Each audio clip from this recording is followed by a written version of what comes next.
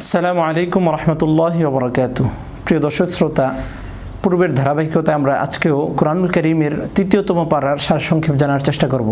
তবে এর পূর্বে এই পারার ভিতরে কি কি আলোচনা আল্লাহ সুবহানাহু ওয়া তাআলা করেছেন তার বিষয়গুলো জেনে নেই। নাম্বার 1, আল্লাহ সুবহানাহু ওয়া তাআলা এই পাড়ায় নবীগণের মর্যাদা নিয়ে আলোচনা করেছেন। নাম্বার 2, হযরত ইব্রাহিম আলাইহিসসালামের সাথে নমরুদের যে কথাবার্তা সেটা নিয়ে আলোচনা হয়েছে। নাম্বার 3, হযরত উযাইর আলাইহিসসালামের ঘটনা এই পাড়ায় বর্ণিত হয়েছে। নাম্বার 4, আল্লাহর রাস্তায় দান খয়রাত করার সওয়াব এবং তার বিষয়ে আলোচনা রয়েছে। নাম্বার 5, সুদ হারাম এবং এই বিষয়ে গুরুত্বপূর্ণ আলোচনা এখানে রয়েছে। নাম্বার 6, পারস্পরিক লেনদেন ও মামলা এবং বন্ধকের মাসআলা সম্বন্ধে আলোচনা এই পাড়ায় করা হয়েছে। নাম্বার 7, একটি ব্যাপক অর্থবহ উপকারী দোয়া কিন্তু এই পাড়ায় বর্ণিত হয়েছে। নাম্বার 1, এবার আমরা একটু বিস্তারিত জানার চেষ্টা করি। আল্লাহ সুবহানাহু ওয়া তাআলা এই পারাটি আরম্ভ করেছেন নবীদের মর্যাদার আলোচনা দিয়ে। আল্লাহ ইরশাদ করেছেন, তিলকার রসুলু ফাদ্দালনা বা'দুহুম আলা বা'দ। সম্মানিত দর্শক শ্রোতা, আমাদের মাঝে একে অপরের মর্যাদা যেরকম রয়েছে এমনিভাবে আমাদের উম্মতের তুলনায় নবীদের মর্যাদা অনেক গুণে বেশি। আবার কিছু কিছু নবীর মর্যাদা অন্য নবীর তুলনায় অনেক বেশি। আল্লাহ সুবহানাহু ওয়া তাআলা সেটা বলেছেন যে তিলকা রসুলু ফাদ্দালনা বা'দুহুম আলা বা'দ। কিছু নবীর মর্যাদা আমি অন্য নবীর তুলনায় বাড়িয়ে দিয়েছি। কিছু কিছু নবীর সাথে আল্লাহ সুবহানাহু ওয়া তাআলা সরাসরি কথা বলেছেন, আবার কিছু কিছু নবীর সাথে আল্লাহ সুবহানাহু ওয়া তাআলা সরাসরি কথা বলেননি। আবার কিছু কিছু নবীকে অনেক মর্যাদাশীল বস্তু আল্লাহ সুবহানাহু ওয়া তাআলা দান করেছেন, মর্যাদা দান করেছেন। নাম্বার 2, আল্লাহ সুবহানাহু ওয়া তাআলা এই পারায় হযরত ইব্রাহিম আলাইহিসসালামের সাথে নমরুদের আলোচনার বিষয়টি উল্লেখ করেছেন। আল্লাহ ইরশাদ করেছেন, আলাম তারা ইলাল্লাযী হাজ্জা ইব্রাহিমা ফি রাব্বিহি আন আতাহুল্লাহুল মুলক। নমরুদ ছিল বাবিল শহরের একজন শাসনকর্তা এবং সে বড় জালিম ছিল। আল্লাহ সুবহানাহু ওয়া তাআলার বিরুদ্ধে নাফরমানি সে করেছে এবং নিজেকে সে খোদা বলে দাবি করেছে। আল্লাহ সুবহানাহু ওয়া তাআলা হযরত ইব্রাহিমের মাধ্যমে তাকে পরাজিত করেন এবং তার সাথে যেই মুবাহাসা বা মুনাজারা হয়েছে সেই মুনাজারায় সে এরকম পরাজিত হয়েছে। আল্লাহ সুবহানাহু ওয়া তাআলা সেই কথাটি কিন্তু কোরআনে বর্ণনা করেছেন। তার মানে আমরা বুঝতে পারলাম দিনের স্বার্থে কোনো ব্যক্তি বা গোষ্ঠীর সহিত যদি দলিল প্রমাণের মাধ্যমে যদি মুবাহাসা বা মুনাজারা বা বিতর্ক করা যায়, এটা ইসলামে নিষিদ্ধ নয়, বরং কিছু কিছু ক্ষেত্রে এটা উত্তম এবং এটা অনেক মানুষের হিদায়াতের একটা মাধ্যমও হয়ে বটে। নাম্বার 3, হযরত উযাইর আলাইহিসসালামের ঘটনা এই পারায় বর্ণিত হয়েছে। আল্লাহ সুবহানাহু ওয়া তাআলা ইরশাদ করেছেন, আও কাল্লাযী মাররা আলা ক্বরিয়াতিন ওয়া হিয়া খাওয়িয়াতুন আলা উরুশিহা। যে হযরত উযাইর আলাইহিসসালাম একটি জনপদ দিয়ে এরকম অতিক্রম করছিলেন, যেই জনপদটা ধ্বংসরূপে এরকম পরিণত হয়ে গেছিল এবং সেই জনপদের বাসিন্দারা এরকম ইন্তেকাল করেছিল এবং তাদের বাড়ি ঘর এগুলো মাটির সাথে এরকম মিশে গেছিল। বসতির বিপর্যস্ত অবস্থা দেখে হযরত উযাইর আলাইহিসসালাম চিন্তা করলেন, আল্লাহ তাআলা এই পুরো গোটা বসতি বা এই বসতির মানুষগুলোকে কিভাবে আল্লাহ সুবহানাহু ওয়া তাআলা আবার উঠাবেন, সেই কথার প্রতি ইঙ্গিত করে আল্লাহ সুবহানাহু ওয়া তাআলা আয়াত নাযিল করলেন এবং তাকে আল্লাহ সুবহানাহু ওয়া তাআলা একটা দৃষ্টান্ত এবং উপমা দেখিয়ে দিলেন। নাম্বার 4, আল্লাহ সুবহানাহু ওয়া তাআলা এই পারায় দান খয়রাত সদকার ফজিলতের কথা কিন্তু খুব গুরুত্বের সহিত উল্লেখ করেছেন। আল্লাহ সুবহানাহু ওয়া তাআলা ইরশাদ করেছেন, মাসালুল্লাযীনা ইউনফিকুনা আমওয়ালাহুম ফি সাবিলিল্লাহি কামাসালি হাববাতিন আনবাতাত সাবআ সানাবিলা ফি কুল্লি সুমবুলাতিন মিয়াতু হাব্বা। যে কোনো কৃষক যদি কোনো একটা শস্য এরকম শস্য দানা যখন সে বীজটা যখন বপন করবে জমিতে, যখন সেই বীজটা বপন করবে, সেই বীজ থেকে যখন একটা কাণ্ড দাঁড়াবে, যে কাণ্ড থেকে 7টি শীষ বের হবে এবং প্রতিটি শীষে এরকম 100টি করে এরকম দানা থাকবে, তাহলে সেই কৃষক কতই না লাভবান। আল্লাহ সুবহানাহু ওয়া তাআলা বলেছেন, যে সমস্ত মানুষরা আল্লাহর রাস্তায় দান করবে তাদের দানটাও আল্লাহ সুবহানাহু ওয়া তাআলা এরকম 1 থেকে নিয়ে 7 এবং 7 থেকে 700 পর্যন্ত বাড়িয়ে দিবেন। সুবহানাল্লাহ। নাম্বার 5, আল্লাহ সুবহানাহু ওয়া তাআলা সুদ হারাম এবং এই বিষয়ে ভীতি প্রদর্শন করেছেন এই পারার মধ্যে। আল্লাহ সুবহানাহু ওয়া তাআলা বলেছেন, আহাল্লাল্লাহুল বাইআ ওয়া হাররামার রিবা ফামান জাআহু মাউইযাতুম মির রাব্বিহি ফালাহু ফান্তাহা ফামান জাআহু মাউইযাতুম মির রাব্বিহি ফান্তাহা ফালাহু মা সালাফ ওয়া আমরু ইলাল্লাহ ওয়া মান আদা ফাউলাইকা আসহাবুন নার হুম ফিহা খালিদুন। যে আল্লাহ সুদকে হারাম করেছেন, এই সুদ আমাদের সমাজের প্রত্যেকটা মানুষের ঘরে ঘরে এখন পৌঁছে গেছে। আল্লাহ সুবহানাহু ওয়া তাআলা এই সুদ থেকে আমাদের সকলকে বাঁচার তৌফিক দান করুন। নাম্বার 6, পারস্পরিক লেনদেন এবং বন্ধকের যে মাসালা, এই বিষয়ে কিন্তু আলোচনা করেছেন। আমরা সমাজে চলতে গেলে একে অপর থেকে বিভিন্ন ধরনের ঋণ নিতে হয়, ধার করতে হয় এবং এই ধার করার ক্ষেত্রে অনেক সময় যার থেকে আমরা ঋণ করছি বা ঋণ গ্রহণ করছি সে একটা সিকিউরিটি চায়। ইসলামের পরিভাষায় এই সিকিউরিটিটাকেই বলা হচ্ছে বন্ধক। বন্ধক বা রেহেন বলা যায়, যেটাকে কোরআনুল কারীমের পরিভাষা এবং ফিকহি পরিভাষায়। এই রেহেনের মাসলা ফিকহির বিভিন্ন কিতাবে সবিস্তর এরকম উল্লেখ আছে। আমরা এই সমস্ত মাসলাগুলো ফিকহির বিভিন্ন কিতাব থেকে দেখে নেওয়ার চেষ্টা করব। নাম্বার 7, একটি ব্যাপক অর্থবহ উপকারী দোয়ার কথা কিন্তু এই কোরআনুল কারীমের এই পারায় উল্লেখ রয়েছে।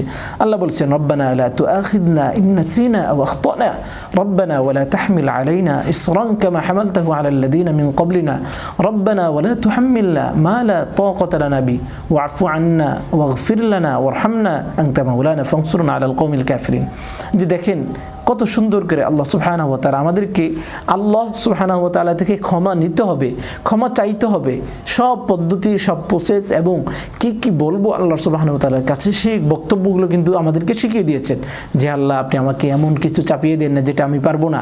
আল্লাহ, আমাদেরকে মাফ করে দেন, আমাদের উপর রহম করুন, আপনি তো সর্বোত্তম রহমকারী, ক্ষমাকারী, আপনি ক্ষমাকে পছন্দ করেন। এই জাতীয় দোয়া কিন্তু এই পারার ভিতরে আছে 8 নম্বর পৃষ্ঠার মাঝামাঝি থেকে।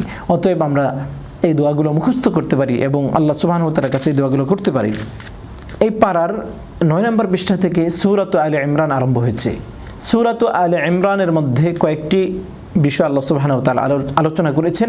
নাম্বার 1, নবী মুহাম্মদ সাল্লাল্লাহু আলাইহি ওয়াসাল্লামের কাছে নাজরানের কিছু, যাদের সংখ্যা 60 জনের কথা বলা হয়েছে, এরকম একটা প্রতিনিধি দল নবী সাল্লাল্লাহু আলাইহি ওয়াসাল্লামের কাছে এসেছিলেন এবং তারা হযরত ঈসা আলাইহিস সালামের ব্যাপারে বিভিন্ন বাকবিতণ্ডা এরকম আল্লাহর নবীর সাথে এরকম লিপ্ত হয়েছেন।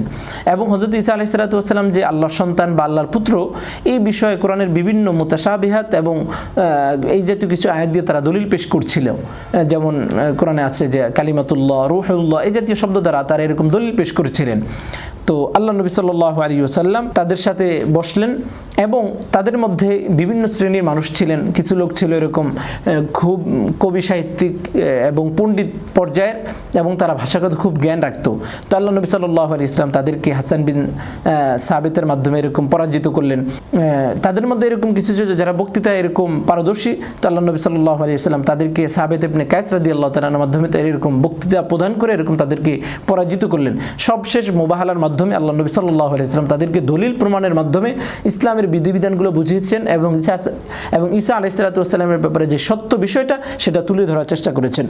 নাম্বার 2, এই পারার মধ্যে আহলে কিতাবদের অপরাধের কথাগুলো এরকম আলোচনা করা হয়েছে যে আহলে কিতাবরা আল্লাহ নবী সাল্লাল্লাহু আলাইহি ওয়াসাল্লামকে মানতে পারেননি, আল্লাহর আয়াতকে অস্বীকার করেছে এবং বিভিন্ন নবীদেরকে তারা এরকম হত্যা করেছে এবং তারা ন্যায়পথ থেকে এরকম বিচ্যুত হয়েছে। তৃতীয় যে বিষয়টা আলোচনা হয়েছে সেটি হচ্ছে কাফেরদেরকে বন্ধু কখনো বানানো যাবে না। মুসলিমরা কখনো কাফেরদেরকে অন্তরঙ্গ বন্ধু বানাতে পারে না।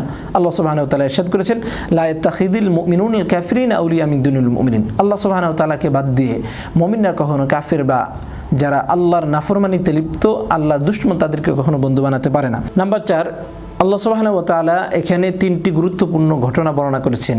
1 নম্বর, হযরত মারিয়াম আলাইহিস সালামের আম্মাজানের নাম ছিল হান্না বিনতে কাফরুজ। তার কোনো সন্তান হচ্ছিল না। যখন আল্লাহ সুবহানাহু ওয়া তাআলা তাকে সন্তান দান করলেন এবং তিনি সেই সন্তানকে আল্লাহর জন্য উৎসর্গ করলেন, দোয়া করলেন, হে আল্লাহ, এই সন্তান আপনার জন্য আমি উৎসর্গ করলাম, আপনি আমার জন্য আমার পক্ষ থেকে এটা কবুল করে নেন। এবং যখন তিনি জানতে পারলেন, বুঝতে পারলেন যে তার গর্ভে একজন কন্যা সন্তান আসতেছে, তখন তিনি মনের মধ্যে একটা আশা ছিল যে পুরুষ সন্তান আসবে। তাকে সান্ত্বনা দিলেন এবং আশ্বস্ত করলেন যে তোমার গর্ভে যে সন্তান আসতেছে, যদিও সে কন্যা, কারণ অনেক সময় অনেক মেয়েরা এরকম থাকে যারা পুরুষের তুলনায় এগিয়ে থাকে, তো তোমার সেই কন্যা সন্তান এরকম অনেক পুরুষের তুলনায় ফজিলত এবং মর্তবায় অনেক উপরে থাকবে, অনেক উচ্চে থাকবে। নাম্বার 2, এই পারার মধ্যে হযরত জাকারিয়া এবং হযরত ইয়াহইয়া আলাইহিস সালামের ঘটনা বর্ণনা করা হয়েছে। হযরত জাকারিয়া আলাইহিস সালাম একজন নবী ছিলেন, তার কোনো সন্তান ছিল না। হযরত মারিয়াম আলাইহিস সালামের কাছে যখন মৌসুমি ফল তিনি দেখলেন এবং তিনি জিজ্ঞেস করলেন যে আইনা লাকি মিন হাদা, যে এই ফল কোত্থেকে আসলো, তখন হযরত মারিয়াম উত্তর দিলেন যে মিন ইনদিল্লাহ, এটা আল্লাহ তাআলার পক্ষ থেকে। তখন তিনি এরকম আল্লাহর কাছে তখন তিনি আল্লাহর কাছে দোয়া করলেন যে হে আল্লাহ, অমৌসুমে যেমনিভাবে তুমি মারিয়ামকে ফল দান করেছো, ঠিক তেমনিভাবে আমার স্ত্রী যদিও বয়স হয়ে গেছে, তারপরে তুমি আমাকে একজন সন্তান দান করেন। তখন ইয়াহইয়া আলাইহিস সালামকে আল্লাহ সুবহানাহু ওয়া তাআলা হযরত জাকারিয়াকে দান করলেন। নাম্বার 3, এই পারার মধ্যে হযরতে ঈসা আলাইহিস সালাতু ওয়াস সালামের আলোচনা কিন্তু এখানে করা হয়েছে। আল্লাহ বলছেন ক্বালাত রাব্বি আন্না ইয়াকুনু লি ওয়ালাদুন ওয়া লাম ইয়ামসাসনি বাশার। আমরা জানি হযরত মারিয়াম আলাইহিস সালাতু ওয়াস সালামের ঘরে হযরতে ঈসা আলাইহিস সালাতু ওয়াস সালাম জন্মগ্রহণ করেছেন এবং হযরত ঈসা আলাইহিস সালাতু ওয়াস সালামের কোনো পিতা ছিলেন না। আল্লাহ সুবহানাহু ওয়া তাআলা পিতা ছাড়া তার বিশেষ কুদরতের মাধ্যমে হযরত ঈসা আলাইহিস সালাতু ওয়াস সালামকে নবী হিসেবে হযরত মারিয়ামের গর্ভে পাঠিয়েছেন এবং এটা পুরো বিশ্ববাসীর জন্য একটি বিরল ঘটনা, যেটা কুদরতের জন্য, যেটা আল্লাহ সুবহানাহু ওয়া তাআলার কুদরতকে প্রকাশ করেছে এবং মানুষের হেদায়েতের জন্য একটা মাধ্যম বনেছে।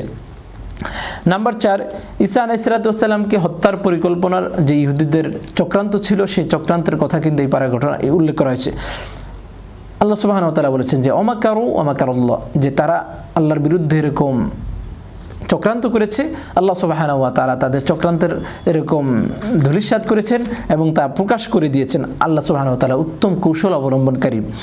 আল্লাহ সুবহানাহু ওয়া তাআলা বলেছেন যে ইয ক্বালাল্লাহু ইয়া ঈসা ইন্নী মুতাওফিকা ওয়া রাফিউকা ইলাইয়া। আপনারা জানেন যে ইহুদিরা দাবি করে, খ্রিস্টানরা দাবি করে যে হযরত ঈসা আলাইহিস সালাতু ওয়াস সালামকে তারা হত্যা করেছে, শুলিতে চড়িয়েছে। কিন্তু আল্লাহ সুবহানাহু ওয়া তাআলা বলছেন যে না, তারা ঈসা আলাইহিস সালাতু ওয়াস সালামকে হত্যা করতেও পারেনি, শুলিতে চড়াইতেও পারেনি, বরং আল্লাহ সুবহানাহু ওয়া তাআলা তাকে আসমানে উঠিয়ে নিয়েছেন এবং কিয়ামতের আগে তাকে দুনিয়াতে আবার পাঠাবেন। এটা কিন্তু কোরআনে বর্ণিত হয়েছে। আহলুস সুন্নাহ ওয়াল জামাতের দৃষ্টিভঙ্গি এটাই, হযরত ঈসা আলাইহিস সালাতু ওয়াস সালাম জীবিত আছেন, আল্লাহ তাকে আসমানে উঠিয়ে নিয়েছেন এবং তিনি কিয়ামতের পূর্বে আবার আসবেন। নাম্বার 6, মুবাহালার ঘটনা এখানে বর্ণনা করা হয়েছে। আমরা জানি যে নাজরানের 60 দল বিশিষ্ট ইহুদিদের একটি জামাত আল্লাহ নবীর কাছে এসেছিলেন এবং আল্লাহ নবী তাদের কাছে সত্য বিষয়টি তুলে ধরার চেষ্টা করেছেন। এরপরও তারা মানতে পারছিল না, হক তাদের সামনে এসেছিল কিন্তু তারা তা গ্রহণ করেনি, এরকম অহংকার বশত। তো আল্লাহ নবী সাল্লাল্লাহু আলাইহি ওয়াসাল্লাম আল্লাহর আদেশে তাদেরকে সবশেষ মুবাহালার জন্য আহ্বান করলেন যে আসো আমরা একটি মাঠে উপস্থিত হই, তোমাদের পরিবার থাকবে, পরিজন থাকবে, আমাদের পরিবার পরিজন থাকবে এবং আল্লাহর কাছে এইভাবে বিষয়টা উপস্থাপন করব। যদি আমি মিথ্যার উপর প্রতিষ্ঠিত থাকি তাহলে আল্লাহ সুবহানাহু ওয়া তাআলা মিথ্যাবাদীদেরকে ধ্বংস করে দিক। কিন্তু তারা আল্লাহ নবীর এই মুবাহালার এরকম ডাকে সাড়া দেয়নি। নাম্বার 9, নবীগণের থেকে আল্লাহ সুবহানাহু ওয়া তাআলা অঙ্গীকার নিয়েছিলেন, সেই অঙ্গীকারের কথা কিন্তু এই পারা বর্ণনা করা হয়েছে। আল্লাহ বলেছেন ওয়াইদ আখাযাল্লাহু মিসাকান নাবিয়্যিনা লামা আতাইতুকুম মিন কিতাবিন ওয়া হিকমাতিন সুম্মা জাআকুম রাসূলুম মুসাদ্দিকুল লিমা মাআকুম লা তু'মিনুন্না বিহি ওয়া লা তানসুরুনা।